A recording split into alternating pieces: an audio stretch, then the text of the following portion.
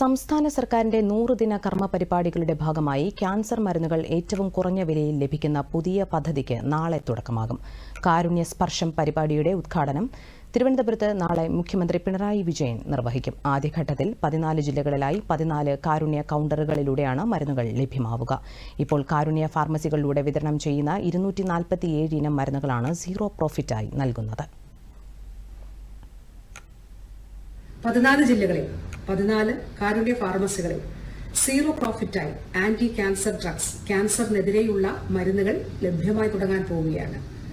ആദരണീയനായ മുഖ്യമന്ത്രി ശ്രീ പിണറായി വിജയൻ 29-ാം തീയതി വൈകുന്നേരം തിരുവനന്തപുരത്ത് ഇതിന്റെ സംസ്ഥാനതല ഉദ്ഘാടനം നിർവഹിക്കുകയാണ്. റോബോട്ടിക് സർജറി ഉൾപ്പെടെ ആധുനിക സങ്കേതങ്ങൾ ക്യാൻസർ ചികിത്സാ രംഗത്ത് നടപ്പിലാക്കുന്നതിനൊപ്പം തന്നെ ജനങ്ങളെ ചേർത്തുപിടിക്കുക എന്ന സംസ്ഥാന സർക്കാരിന്റെ നയത്തിന്റെ ഭാഗമായിട്ടാണ് ഈ പദ്ധതി ആവിഷ്കരിക്കപ്പെട്ടതും സാക്ഷാത്കരിക്കപ്പെടുന്നത്.